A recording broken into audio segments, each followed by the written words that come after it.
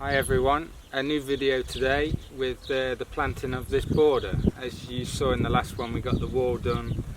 In the meantime, I've been doing a couple of jobs here and there and backfilled all the wall, which took longer than actually building the wall and was a bit of a nightmare because I had to bring soil up from the lower level. But it's all done now, so on to the best bit now. Today we're going to, this afternoon I'm going to plant up. You can see the plants are actually in their places, and I dug small holes. They're still in their pots and they've been like that just over a week. And before that they were behind my greenhouse for about 8 weeks getting morning sun. So they've had about 8 weeks of morning sun, and now they've had a week of being where they're going to be. And I'll explain that a little bit later on. After I've planted everything, I'll go through each palm that I've planted and just tell you a little bit about it and why I've put it in the position it's in. And yeah, that's basically it. I'll explain to you as well what I do with the compost that I'm using also, because the ground here, it's not too bad, but there's a lot of stones, so which does help with drainage, but as well it's not the best for planting palms, so I like to give them as much nutrients as possible when they go in without actually hurting them with like slow release or anything like that. So just good compost really. So yeah, I'll get all those planted and I will see you after.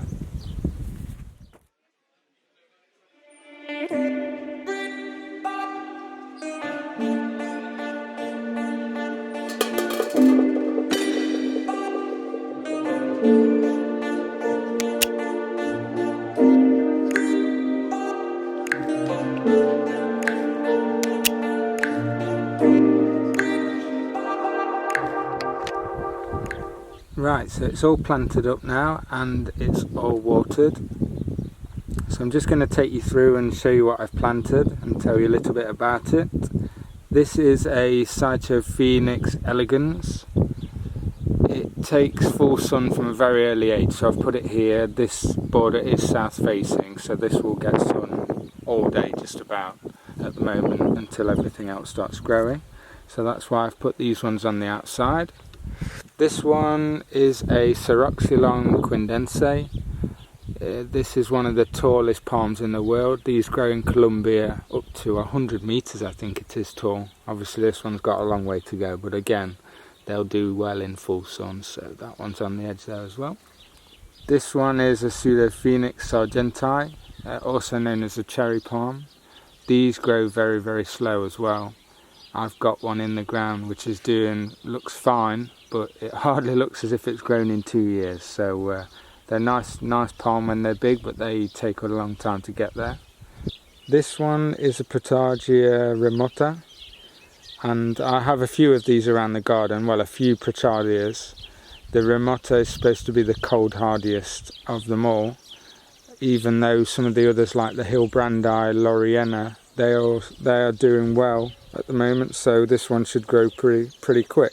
I've got 2 of these in this area, so there's one a bit further down. Here we have a Archontophoenix purpurea. These are the ones with the purple crown shaft. Also, be surprised how cold hardy these are. They're supposed to do better here than the Archontophoenix alexander, and I've got quite a few of those doing nicely as well, so I'm looking forward to this. This will get some shade. They like the sun, but they like a little bit of shade as well, and taking into account here the dry hot summers, most of the palms will do a lot better with some shade. And let me just show you up. Once some of these trees start to get a bit bushier, a lot of the palms around here will get some shade as well, so that's important. This is a Dipsis cabadi from Madagascar. I've got a few smaller ones in the ground in other areas.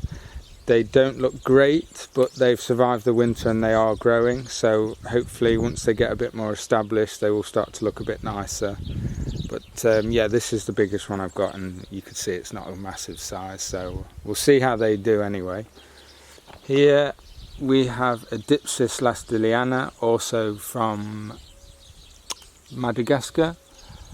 This one I've not got high hopes for after research. I do have a couple in the ground in other areas to try them out, trying to give this one quite a bit of shade. and these are like the Leptochelios, which is also known as the redneck palm. These have a red crown shaft.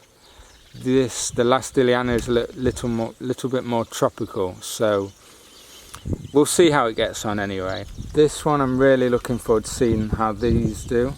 This is the Dipsis lanceolata. It has a really nice crown shaft. It's like a dark purpley at the moment, but they do go green as they get bigger. And they send out multiple stems as well, so that you can see there's some small ones at the bottom. So that will also get a bit of shade throughout the day, so hopefully that should give it some protection. As well there, I've got an Artontophenix Cunninghamia, which I put in a couple of weeks ago. Also with these triangle palms, they went in a couple of weeks ago as well. I've got a few, well, I did have 3 Bismarckias to put in. One of them wasn't none of them were doing great, and I got them very cheap, so I've put 2 in and I'm sure they'll do fine. One of them wasn't looking great, so I've just left it in a pot. I'll try and get that one to recover, and in the meantime I might buy another small one just to go where I wanted it to go. Here's a Kentia Belmoriana. These look a little bit different from the other Kentia. They still do like a bit of shade, well, quite a lot of shade, so this one does get shade most of the day. It gets late afternoon sun, so hopefully that'll be a nice spot for this one. There we have a Chamberonia macrocarpa. I've got quite a few of those now planted through the garden. That went in a couple of weeks ago. It's already growing nicely, so we'll see how that does by the end of summer. Also, that does get quite a bit of shade as well. Another Artontophenix purpurea. Here we have 2 Dipsis plumosas. These are quite small, well, quite thin palms, and if you do any research online, it's quite nice to have a group of these. Unfortunately, I only purchased 2. I wish I'd have got 3, but 2 will do nicely, and hopefully as they mature it'll look nice as a double in there. Another triangle palm that went in a few weeks ago. Here we have a Thrinax parviflora. I think these are from the Caribbean somewhere. Nice fan palms. Not sure how these will do, and I didn't manage to find out what sun exposure they like, so I've put them in full sun just because I don't have much shade anyway, so we'll see how they do. There is another Pichardia remota, another Ceroxylon, and another Cytophoenix. There's the other Bismarckia over there. Excuse the lemon tree, that's just been transplanted, so it's not looking very nice. Brahea armata. Here we have this, I'm sure will be one of my favourites as it grows up. This is a Dipsis leptochelios teddy bear palm. This is the one with the red crown shaft. You can already see it coming through. These are more cold hardy than the Lastiliana, so I'm sure that will do well there. This is a Parajuaya. I believe it's the Cocoides, but I'm not sure if that's the right. The leaflets that sort of spiral round, so it's quite a nice palm, also very cold hardy. Not that it gets too cold here, but we do have those cold dry winters as well, so if they can take a bit of cold, they will always look better in the garden, of course. That's about it for today's planting.